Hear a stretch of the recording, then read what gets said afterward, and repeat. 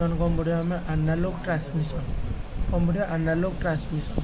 माने जेकोसी गोटे डाटा से डिजिटल था कि एनालॉग रे था ताको जदि आम एनालॉग को कन्वर्ट करुचे ताले सेटा होचे हमर एनालॉग ट्रांसमिशन।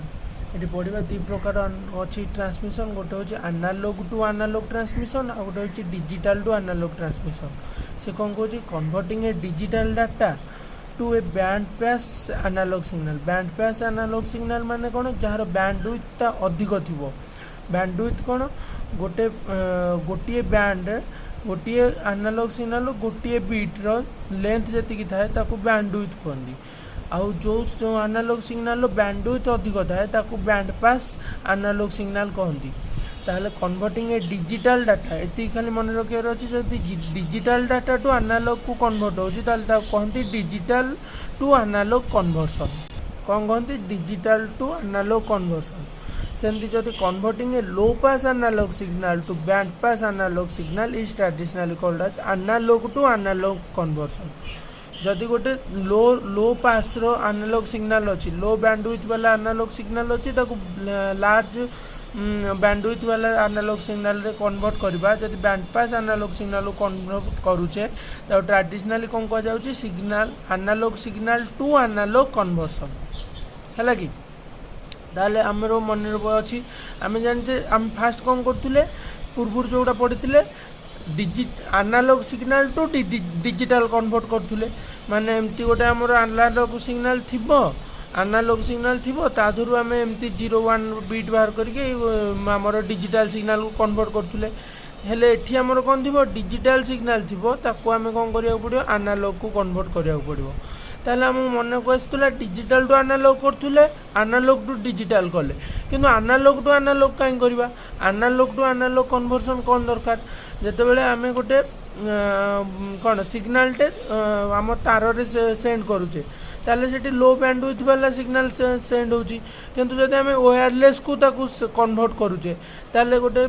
तार रे आस्तिबो सिग्नल डा ताकू आमे वायरलेस को कन्वर्ट करबा ताले सेठी हमर हाई रो दरकार लो सिग्नल थिला किंतु ताकू हम वर्तमान कोन दरकार हैला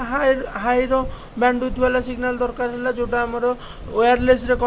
ट्रांसमिशन होबो सेठी हमर को सिग्नल को ट्रांसमिशन यूज करबा हम कन्वर्सन यूज करबा analogue to analogue conversion use करवा ताले जोटा low band pass analogue signal to high band pass analogue signal को कन्वर्ट करूची से प्रोसेस को हम कौन कहले एनालॉग टू एनालॉग कन्वर्सन। तापर हम कौन पढ़ा digital to analogue conversion. Digital to analogue conversion कौन पढ़ले जदि डिजिटल सिग्नल थाए ताको आमे high band pass signal analogue signal convert करूचे ताले ताको कौन कह जाए आमर कह जाए डिजिटल टू एनालॉग कन्वर्सन कह जाए। से कहूँ digital to analogue signal conversion is a process of changing one characteristics of analogue signal based on the information in digital data. तमें से कौन कौन digital to analogue signal conversion अर्थ कौन जो सिग्नल जो तीन टा कैरेक्टरिस्टिक्स रहा गोटे हूँ कौन एम्प्लीट्यूड गोटे हूँ फ्रिक्वेंसी आ गोटे फेज। से कहूँ ये तीन टा भितर आम जेकोसी को चेंज करिकी जो एनालॉग सिग्नल कन्वर्ट करूचे ताहले जेकोसी को चेंज करिकी जो एनालॉग सिग्नल को कन्वर्ट करूचे से based on the information in digital data माने डिजिटल डाटा रे आम जो इंफॉर्मेशन थिबो एवं डिजिटल डाटा रे जो कैरेक्टरिस्टिक्स आमर थिबो एम्प्लीट्यूड फ्रिक्वेंसी और फेज ये जो तीन टा कैरेक्टरिस्टिक रहा से गुड़ा को चेंज करिकी से तार गोटे को कन्स्टांट दीटा को कन्स्टांट रखी गोटे को चेंज करवा किंबा गोटे को कन्स्टांट रखी दीटा को चेंज करवा से जो चेंज करिकी आमे एनालॉग सिग्नल कन्वर्ट करूचे ताले based on the information in digital data रे जो इनफॉरमेशन थी से अनुसार आमको कारण गोटे स्पेसिफिक डिजिटल डाटा गोटे स्पेसिफिक एनालॉग सिग्नल हम तेणुक आर जो डाटा थी ताकू बेस करके आम कौन करवा ना एनालॉग सिग्नल तैयारी करवा। ताहले सेटा केते प्रकार आसला गोटे हूँ एम्प्लीट्यूड शिफ्ट किंग गोटे फ्रिक्वेंसी शिफ्ट किंग और गोटे phase shifting king. Amplitude shifting king कौन माने एम्प्लीट्यूड भैल्यूटा कौन हम एम्प्लीट्यूड भैल्यूटा भ्यारी करिवो ताले एम्प्लीट्यूड जदि भ्यारी करूची ताले कांस्टेंट कौन रहला फ्रिक्वेंसी एंड फेज। तापर आसला कौन फ्रिक्वेंसी शिफ्टिंग किंग माने फ्रिक्वेंसी भैल्यूटा भ्यारी करिवो ताले कांस्टेंट कोटा रहला एम्प्लीट्यूड और फेज। तापर आसला कौन phase shifting king. Phase shifting king माने भारी कोटा करियो फेज कांस्टेंट कोटा रहबो एम्पलीट्यूड आ फ्रीक्वेंसी जानि पारलु। तापर से कहला आउ गोटे फोर्थ मेकानिजम अच्छी जोटा बेटर यही जो तीन टा मेकानिजम है ताठर ये मेकानिजमटा बेटर से कौन कौन combines changing both amplitude and phase. सी कौन कौन बोथ एम्पलीट्यूड और फेज को आम बोथ को आम भैरी कर कन्स्टाट क्या रखिए फेज को केवल कन्स्टाट रखिकी एम्पलीट्यूड और फ्रिक्वेंसी को भैरी करके बोथ को भैरी करवा से प्रकाश से प्रोसेस को कौन कह जाए quadrature amplitude modulation. Quadrature amplitude modulation क्या कह जाए एम्पलीट्यूड और फ्रिक्वेंसी को जब आम भैरी करुचे फेज को कन्स्टाट रखुचे गोटे को कन्स्टाट रखिकी दुईटा को भैरी करवा ताले से प्रोसेस को कौन कहले आम कहले क्वाड्रेचर एम्पलीट्यूड मॉड्यूलेशन। तापर आमर कौन आसला amplitude shift king. Amplitude shift king को सर्ट रे कौन कहले एएसके। कौन आसला आमर amplitude shifting king. Amplitude shifting king आम कौन जानले जब एम्पलीट्यूड भैल्यूटा को आम भैरी करके फेज और फ्रिक्वेंसी को कन्स्टाट रखुचे ताले आमको कौन कहबा एम्पलीट्यूड शिफ्टिंग किंग। से कौन कहूँ in amplitude shifting keying in ASK the strength of carrier signal is varied to represent binary 0 और 1। ताले आमर एम्पलीट्यूड अर्थ कौन गोटे एम्पलीट्यूड अर्थ हो गोटे आम सिग्नल स्ट्रेंथ को आम एम्पलीट्यूड द्वारा दर्शाऊँ यहाँ हूँ तार एम्पलीट्यूड ताले जदि एम्पलीट्यूड बड़ है ताले तार स्ट्रेंथ बड़ जदि एम्पलीट्यूड छोट हो तार स्ट्रेंथ छोट ये एम्पलीट्यूडटा हूँ आम सिग्नल स्ट्रेंथ। ताले एम्पलीट्यूड जितेबाला आम भैरी करुचे से फ्रिक्वेंसी और फेज कौन रोचे रिमेन कन्स्टाट। ताले bit duration is the period of time that defines one bit. ताले during each bit the value depends upon 0 and 1। से कौन कौन यहाँ हूँ गोटे लेखा बीट ड्यूरेशन गोटे लेखा बीट को रिप्रेजेंट करने जी टाइम लगे कौन कह बीट ड्यूरेशन। ताले गोटे बीट जितेबाला रोचे एम्पलीट्यूड आमर भैल्यू सेम रोचे गोटे बीट हो सारापर आम एम्पलीट्यूड भैल्यू डिफर चेंज करें कारण ये एम्पलीट्यूड शिफ्टिंग किंग जेहेतु ताले आमर ये एम्पलीट्यूड भैल्यूटा कौन डिफर करुच्ची भारी करुच्ची किंतु गोटे बीट भितर एटा छोट एटा बड़ एमती होनी जदि यहाँ आमर सान स्ट्रेंथ बीट है ताले सबुतिक से गोटे कौन गोटे आमर बीट पीरियड भितर एम्पलीट्यूड भैल्यूटा डिफर कर तापर आम ग्राफ को आसवा जेहेतु आमर यहाँ कौन हो एम्पलीट्यूड शिफ्टिंग किंग ताले फेज सबूर सामान रबुतिक मैंने एमती तलू स्टार्ट हम देख यहाँ भी तलू स्टार्ट होटा भी एठू तलू स्टार्ट होटा भी तलू स्टार्ट होटा भी तलू स्टार्ट हो आउ कौन रहा फ्रिक्वेंसी कम फ्रिक्वेंसी सेम रहा तार सबुठी यहाँ गोटे यहाँ है कौन गोटे सिग्नाल तापर दुईटा सिग्नाल तार 3टा सिग्नाल सबुरे देख 3टा सिग्नाल थो गोटे सिग्नाल 2टा सिग्नाल 3टा सिग्नाल एठी भी सेमती गोटे सिग्नाल 2टा सिग्नाल 3टा सिग्नाल जेतेटा रहिबो सबुरे सेम नंबर ऑफ सिग्नल्स रहिबो कारण ये कौन रही फ्रिक्वेंसी सेम रही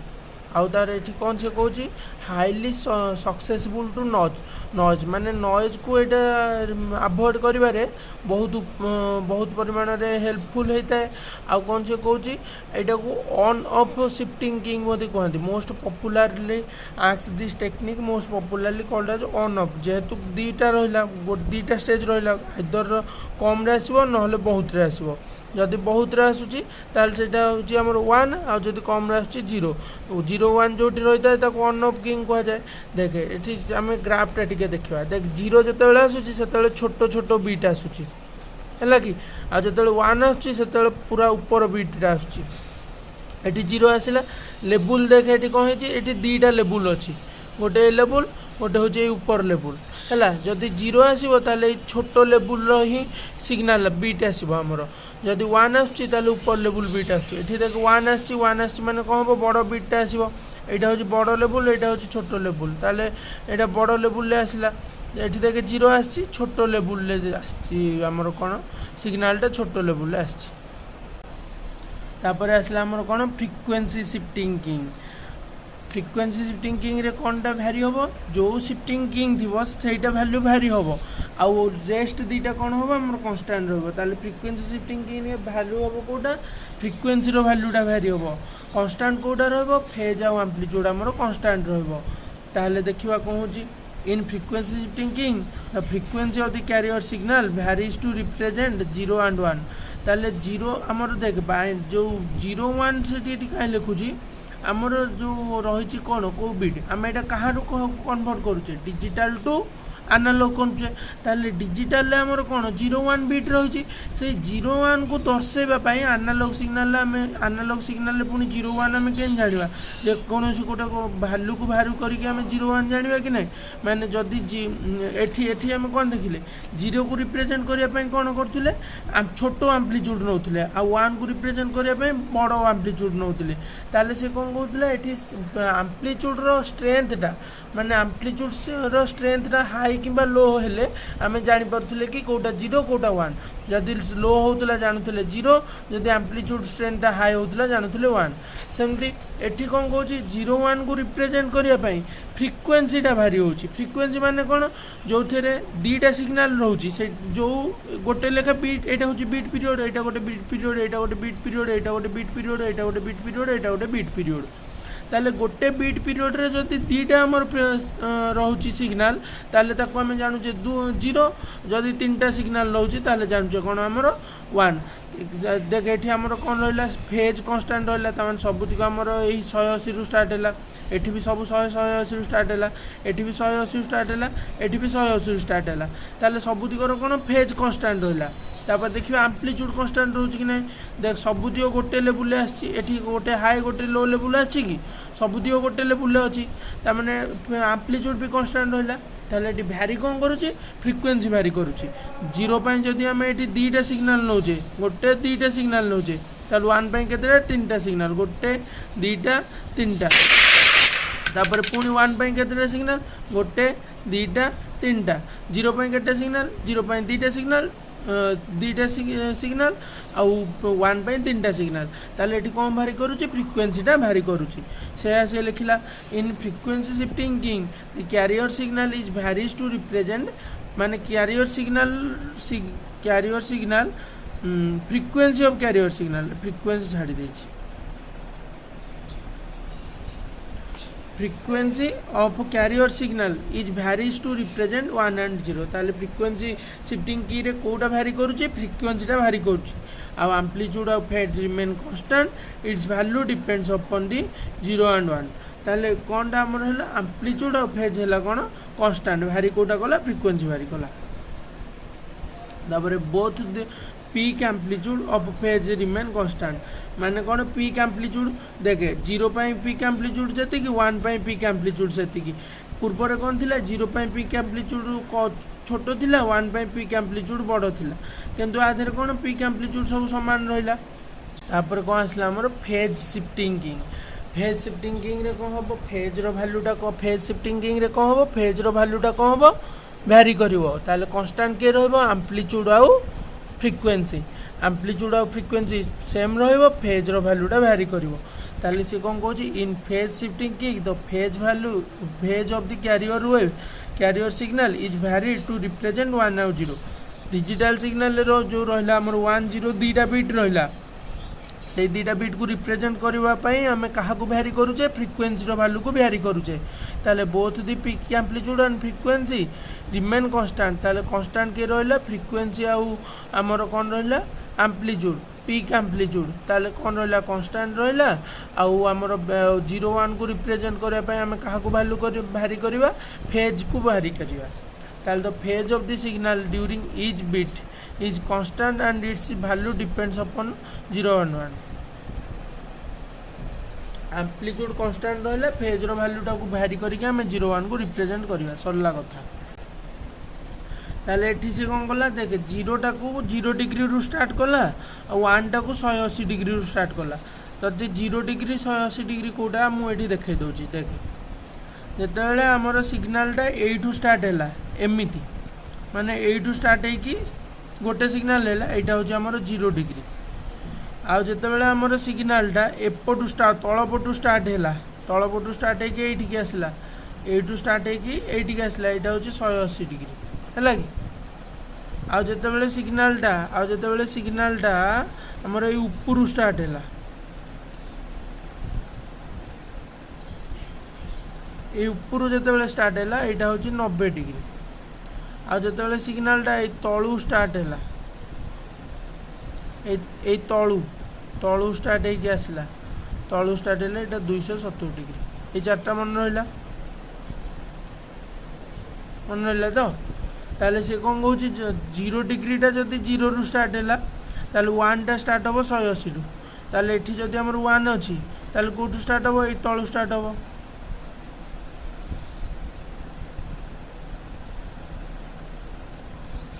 किंतु सब कौन सेम रहिबो कोन एम्प्लीट्यूड सेम रहिबो माने पीक एम्प्लीट्यूड सेम रहिबो आ एठी 1 2 3 टा रहउछ माने एठी भी 1 2 3 टा रहिबो ताले 0 पई कोठू स्टार्ट हो 0 डिग्री रु 1 2 3 साथे 3 टा रहिबो जे जोठू भी स्टार्ट किंतु भ्यारी कौन है फेज एंगल भ्यारी है यहाँ 180 रु स्टार्ट होची 0 आसिले 0 रु स्टार्ट होची ताले एठी केतेटा एंगल आम यूज करचे 0 डिग्री एंगल यूज करचे और 180 डिग्री एंगल यूज करचे दीटा एंगल यूज कले सेठी लगे ये मेथड को आम कौन कले 2PSK कहीं जेहेतु 0 डिग्री और 180 डिग्री केवल दीटा एंगल आम यूज करचे ताले को 2PSK कहगला